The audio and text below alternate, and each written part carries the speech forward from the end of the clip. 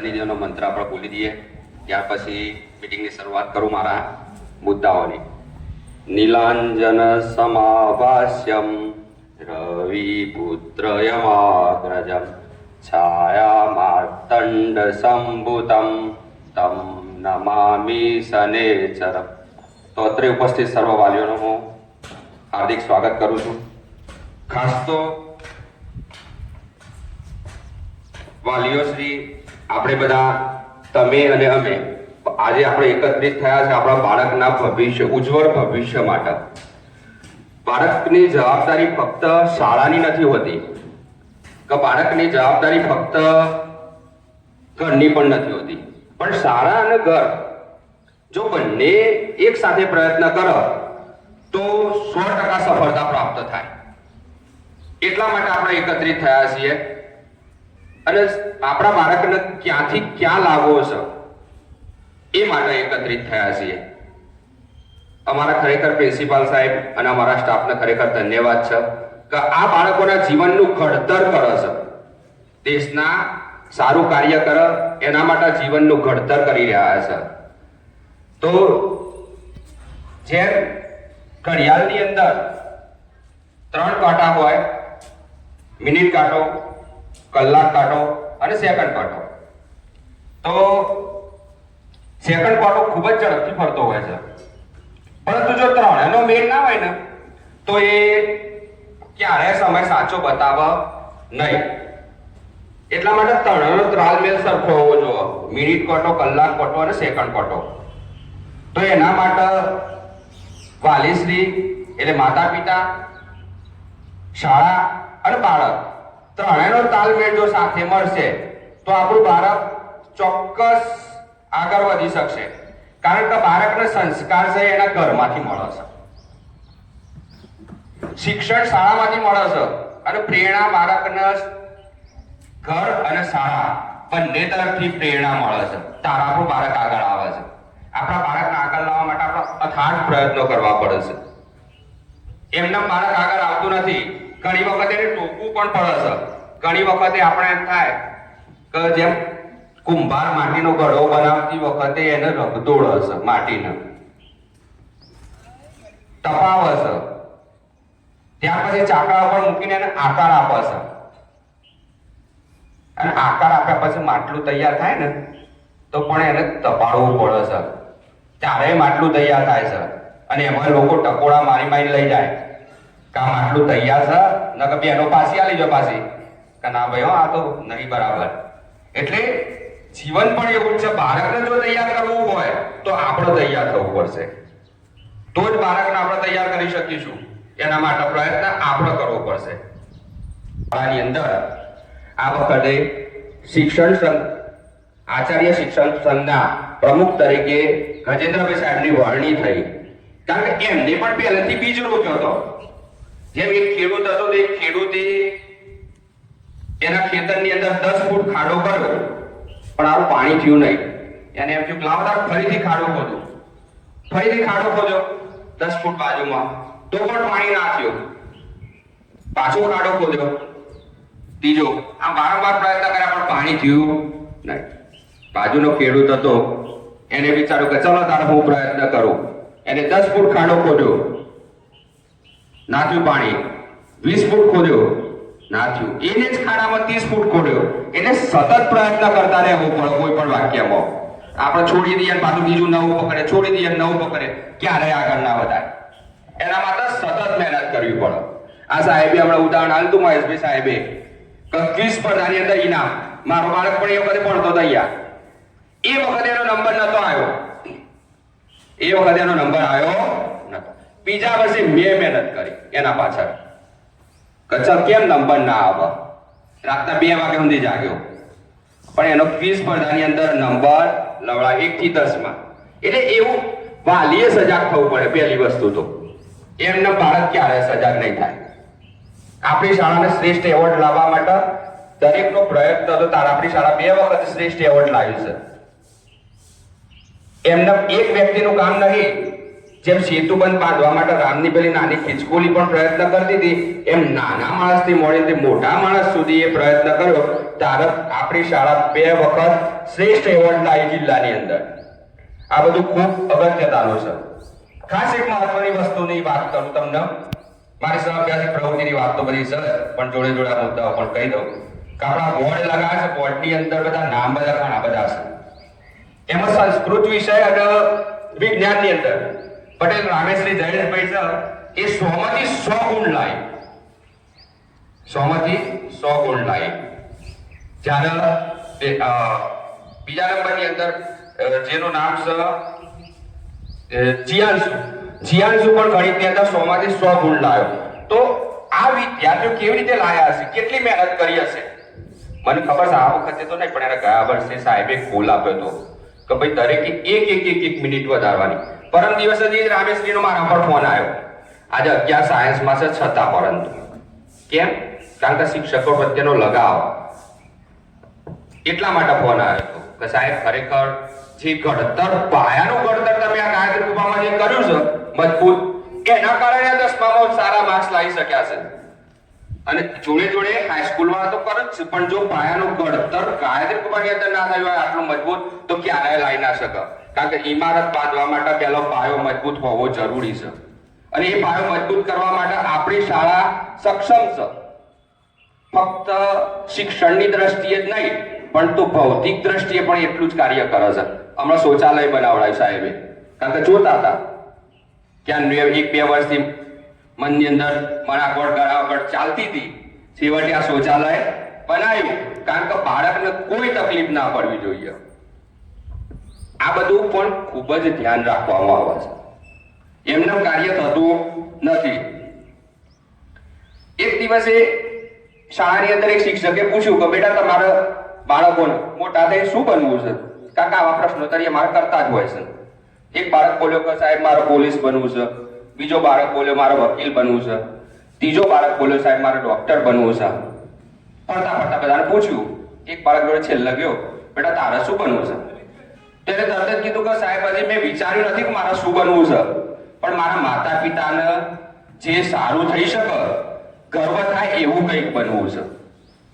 એટલે બાળક જો એવું વિચારતો કે માતા પિતાને ગર્વ થાય એવું કંઈક બનવું છે, તો માતા પિતાએ પહેલા વિચારવું પડશે કે બાળકને ગર્વ થાય એ માટે પહેલાથી લાઈન દોરી આપવી પડશે, તો એ ગર્વ કરાવી શકશે આપણને.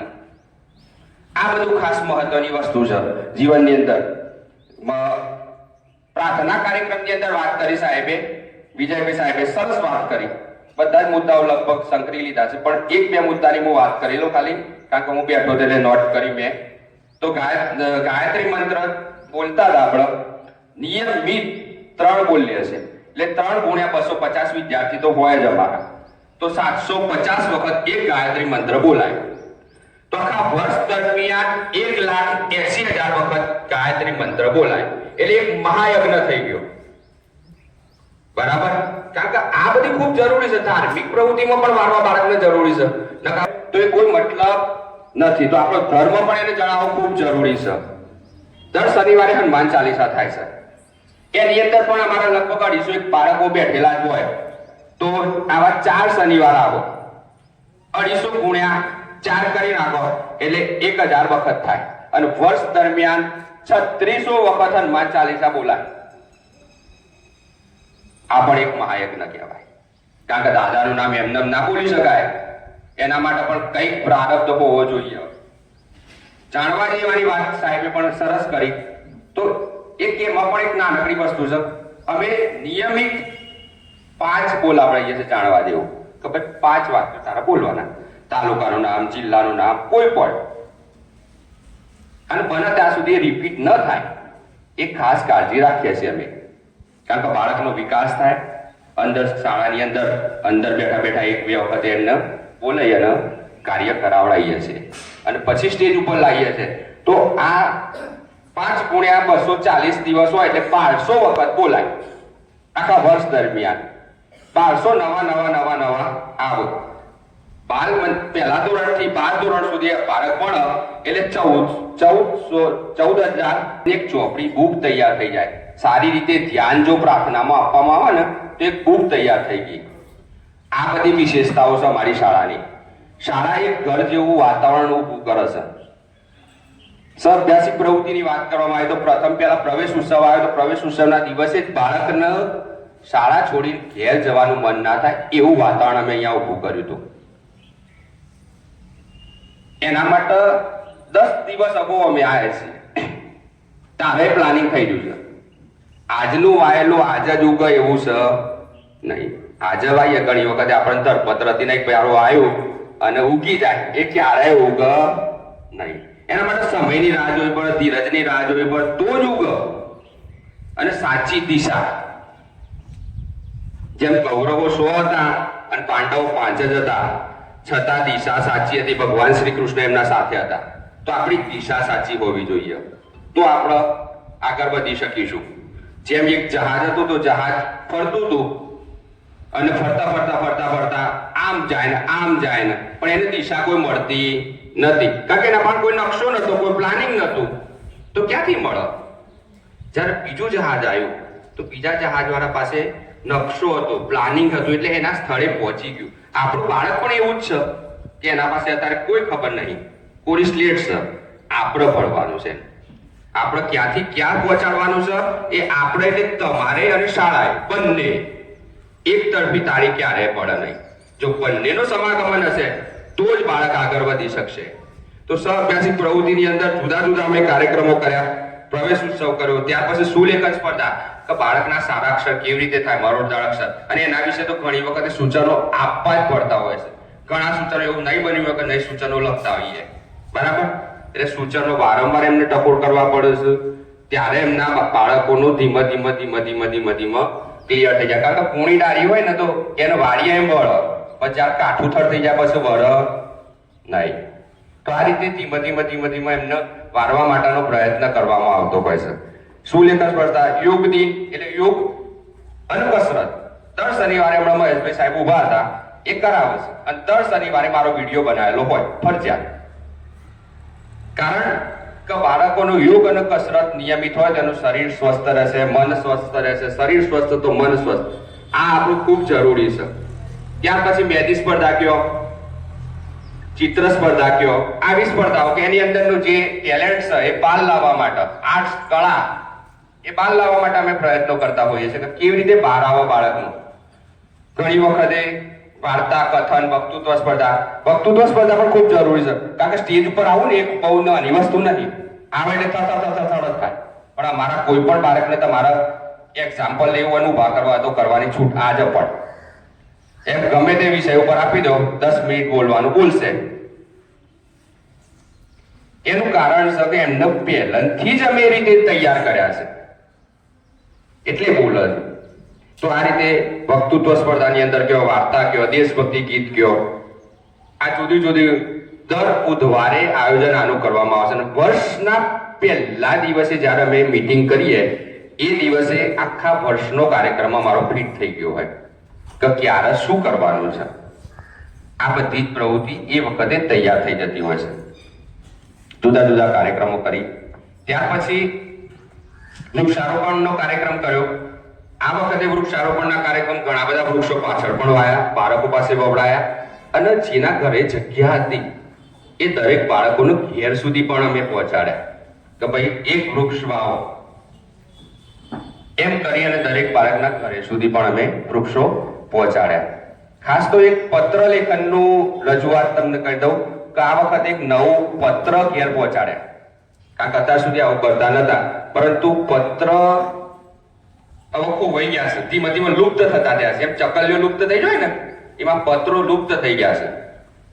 કારણ કે પેલા તો મને ખબર છે કે મારા માસીનો પત્ર બોમ્બે થી આવવાનો હતો, રાહ જો કલ વોચાણ આવે લખેલું હોય કે હું આવવાની છું તો હલવો લેતી આવે. તો એ રીતે પત્રો લુપ્ત થઈ ગયા. મેસેજ પણ હવે તો કેવું હોય છે કે આજુબાજુ બેઠા હોય તો બે છોકરા ખાલી મેસેજ થી વાત કરી લે. એટલે મોબાઈલ ની એટલી બધી પણ છૂટ ના આપવી જોઈએ કે જેથી બાળક ને લખવાનું ભૂલી જાય, પત્ર લખવાનું ભૂલી જાય. એ આપણી જૂની કરેટ છે તો સાચવી જ રાખવી પડે. તો પત્રો દરેકની અવ્યવસ્થાના કારણે અથવા તો સરનામાના અવ્યવસ્થાના કારણે નહીં પહોંચ્યા હોય. બાકી 6, 7, 8 ધોરણની અંદર પત્રો અને મોબાઈલનું નિયંત્રણ ઓછું થાય એના માટેનો પ્રયત્ન એ કર્યો હતો. ક્વિઝ સ્પર્ધા, તો ક્વિઝ સ્પર્ધાનું પણ તમને કીધું કે એ ક્વિઝ સ્પર્ધાની રીતે અમે અહીંયા પણ ક્વિઝ સ્પર્ધા કરાવીએ છીએ કે ક્વિઝ સ્પર્ધાની અંદર શું જુદા જુદા પ્રશ્નોત્તરી અને બાળકની અંદર કેટલું નોલેજ છે એ બહાર લાવવા માટેનો અમે અથાગ પ્રયત્નો કરતા હોઈએ છીએ. રંગોળી સ્પર્ધા, અંતાક્ષરી, આવી જુદી જુદી પ્રવૃત્તિ કરતા હોય. જોડે જોડે ધાર્મિક પ્રવૃત્તિની વાત કરીએ તો ગુરુ પૂર્ણિમાની ઉજવણી કરતા હોઈએ છીએ. ગુરુ પૂર્ણિમા, પછી રક્ષાબંધન, તો રક્ષાબંધનની અંદર બાળકોનો ભાઈ અને બેન વચ્ચેનો પ્રેમ કેવો હોવો જોઈએ એના વચ્ચેની નાનકડી વાર્તા કહીએ. ગુરુ પૂર્ણિમા હોય તો ગુરુ અને શિષ્ય વચ્ચેનો સંબંધ શું હોય એના વિશેની માહિતી આપીએ. બાળક જાગૃત થાય, આપણા ધર્મ વિશે જાણે. આટલા માટે આ બધા અમે ધાર્મિક તહેવારો પણ અહીંયા કરતા હોઈએ છીએ. નવરાત્રી છે, દોડિયા, જન્માષ્ટમી, અને છેલ્લા તો શું છેલ્લું આયોજન કર્યું આપણે? માતૃ પિતૃ વંદના કાર્યક્રમ. માતૃદેવો ભવ, પિતૃદેવો ભવ, આચાર્ય દેવો ભવ, અતિથિ દેવો ભવ. તો આ કાર્યક્રમ સુંદર રીતે કર્યો છે અને 2 વર્ષથી સતત કરીએ છીએ, જેના કારણે માતા પિતા વચ્ચે બાળકનો લગાવ હર હંમેશા રહે. આટલા માટે આપણે આ કાર્યક્રમ કરીએ છીએ.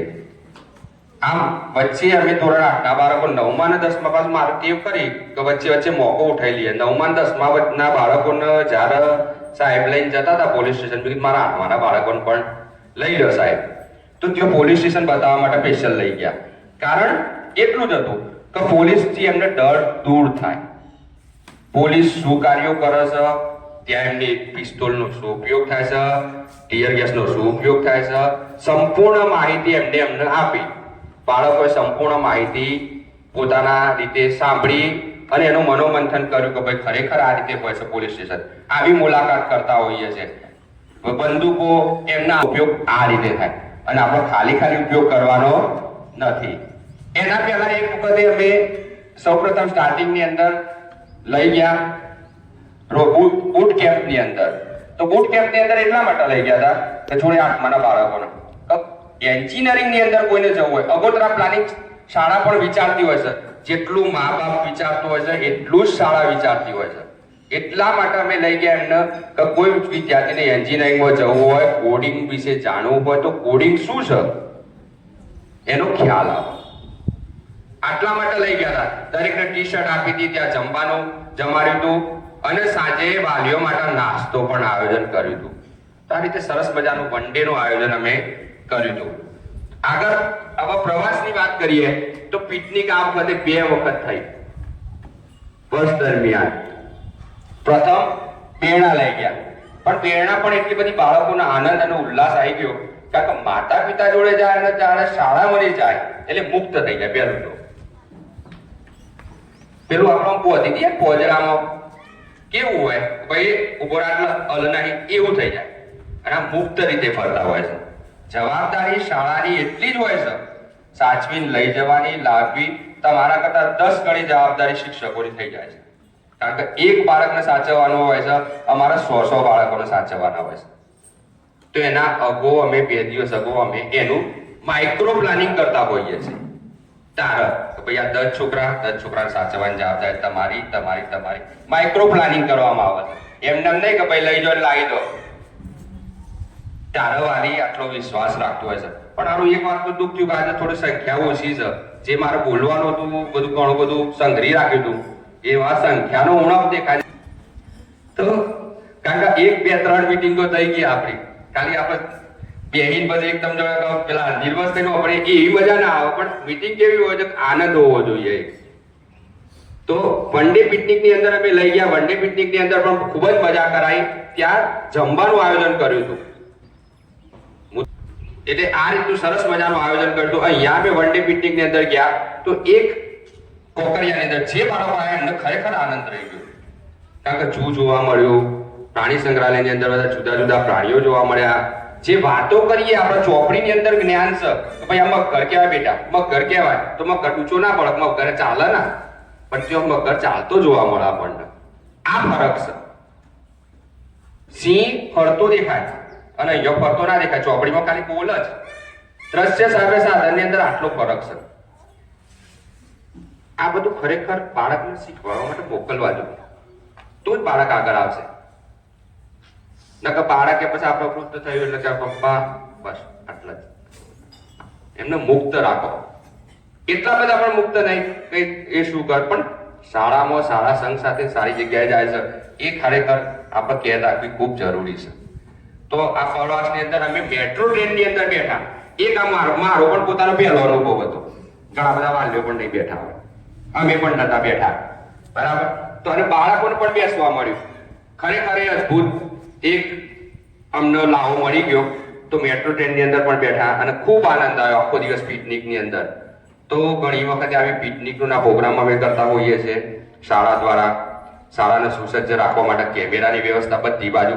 ભલે ગૌરંગભાઈ સાહેબ ઓફિસમાં આખો દાડો બેઠા, હું કહું ઘણી વખત સાહેબ બહાર આવો, પણ ના, એમના કોમ્પ્યુટરમાં આખું બધું ચલચિત્ર આવી જાય છે. હું પિરિયડમાં જીઓ કે ના જોઈએ એ દેખાય.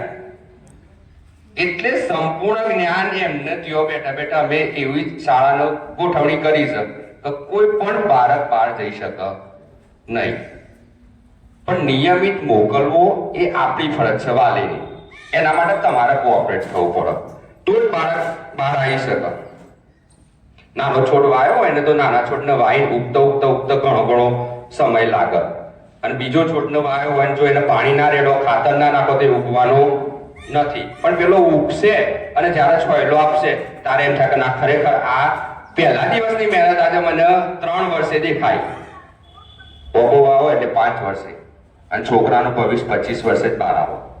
તૈયાર થઈને બહાર આવે ને દાડા પણ ખબર પડે હા તૈયાર થઈ ગયો. ઘણી વખત એવું પણ નહીં હોતું કે બાળક આપણને પહેલા લાગતું હોય કે સારું થશે નહીં થાય, થશે નહીં થાય. એ અશક્ય વસ્તુ, બધું જ થઈ જાય પણ એના પાછળ લાગવું પડે આપણે. અને એક તરફી લાગવાથી ક્યારે નહીં થાય. આ સાચી વસ્તુ છે, સ્વીકારીને ચાલવાનું. કારણ કે હું પણ વાલી છું, મારા પણ બાળકો અહીંયા ભણેલા છે અને સ્વીકારીને જ ચાલ્યો છું. તો જ મારું જવું પડતું હોય છે કે ભાઈ સારું આ બધું છે એ ખોટું છે, માતૃભાષા એ સર્વશ્રેષ્ઠ છે. તો આપણે આ બધું ખાસ ધ્યાન રાખવાની જરૂર છે. હવે બીજી એક નાનકડી વાત કરું તમને કે પાલક માતા પિતા યોજનાની અંદર એવું નહીં કે ખાલી શિક્ષકો બાળકોને વાલ્યા એટલે એટલો જ સંબંધ રાખે છે, એ વાત ખોટી છે. આ મને 70% જોડે મારા ડોર ટુ ડોર કોન્ટેક્ટ હોય છે વાલીઓ જોડે. અને અમારા શિક્ષકો દર મહિને ફોન કરે છે. આ એક પહેલી વાત. ન આવતો હોય તો તમે એમને કહો કે ભાઈ ફોન નહીં આવતો. દર મહિને અમારા શિક્ષકો દ્વારા ફોન કરાવવામાં આવે છે કે બાળકનું શું ચાલે છે, એમના અભ્યાસમાં કઈ પ્રોગ્રેસ કરવાનું છે, આટલા માટે. તો આવું હું તમને પાલક માતા પિતા વિશેની યોજનાની વાત કરતો હતો. સાહેબે કરી બધી યોજનાઓ. એમાં ધોરણ 10 ની અંદર ભણતો હતો મહેન્દ્ર જુગતભાઈ ચૌહાણ, બરાબર. આ છોકરાના માતા પિતા કોરોનામાં મૃત્યુ પામ્યા હતા. ગજેન્દ્રભાઈ સાહેબના સપોર્ટના કારણે એમને કીધું કે ભાઈ જે કરવું એ કરો, શાળામાં તારા 2 દાડા એક રજા જોતી હોય તો લઈ લે, પણ આનું કાર્ય પૂરું કરી નાખવાનું. તો એ છોકરાઓ 3 ભાઈ બહેન છે, માતા પિતા નથી. એ યોજનાનો લાભ મેં અપાવડાયો તો 3,000 રૂપિયા 9,000 રૂપિયા એને દર વખતે ખાતામાં પડે છે. એ હાઈસ્કૂલની વાત છે. એ જ રીતે પ્રાઇમરી શાળામાં આ વખતે થયું કે ધોરણ 6 ની અંદર ભણતો ધનુષ અને પિયુષ, આ 2 ભાઈઓ અહીંયા આગળ ભણે છે. તો એમને પણ લાભ લાવવા માટે ગૌરંગભાઈ સાહેબે કીધું કે જે થાય કરો, પણ આપણી શાળા તરફથી જે પ્રયત્ન કરવો એ કરો, પણ એમને લાભ અપાવડાવો. તમારા મિત્ર કનુભાઈ સાહેબ કરીને છે, તેમના દ્વારા એમને લાભ અપાવડાવો. તો દર મહિને 6,000 રૂપિયા એમને ખાતામાં પડી જાય છે. આજે તેમના ઘેર કોઈ કમાવનાર નહીં, તો શાળા દ્વારા એમને જે રાખેલો સંબંધ હતો, શાળા અને છોકરાઓ વચ્ચેનો જે પ્રેમ હતો, એના કારણે શાળા ત્યાં સુધી એમનું કાર્ય પૂરું કરતું હતું. એટલે આપણી શાળા ફક્ત લાગણીની વાતો કરી 10 સુધી ભણ્યા અને જતું રહું એવું નહીં, લાગણીનો સંબંધ સાથેનું કાર્ય કરી રહી છે. ભલે શાળા નાની હોય પણ શિક્ષણની દ્રષ્ટિએ ફોકડી છે. આ બધું ખૂબ જરૂરી છે. હવે છેલ્લી વાત કરી દઉં તમને કે એક નાનકડું આવડું મોટું હતું બોર્ડની અંદર આમ કઈ ટપકું કર્યું એટલે મારા અમુક છોકરાઓ આવા હોય પાછા, બીજું શું દેખાય છે લ્યા? એટલે કે સાહેબ બોર્ડ દેખાય છે, બાકી કશું દેખાતું નહીં. એ તમે ટપકું કર્યું એટલું જ દેખાય છે મને, પણ પેલો આજુબાજુનો વ્હાઈટ ભાગ જોવાનો નહીં. પણ ખરેખર આખો વ્હાઈટ ભાગ દેખાય છે એ જોવો જોઈએ, કારણ કે આપણે જેની ભૂલો હોય ને એટલું જ જોઈએ છે. સારો માણસ શું કામ કર્યું એ ભૂલી જતા હોઈએ છે. એટલે ભૂલો છોડો અને સારું કાર્ય એને શું કર્યું એ ખૂબ મહત્વનું છે. વાલી અને વિદ્યાર્થીઓ ખૂબ ખૂબ આગળ વધે એના માટે આપણે વાલી અને શિક્ષકોએ ખૂબ પ્રયત્ન કરવો પડશે. અસ્તુ, મારા વાણીને વિરામ આપો છો.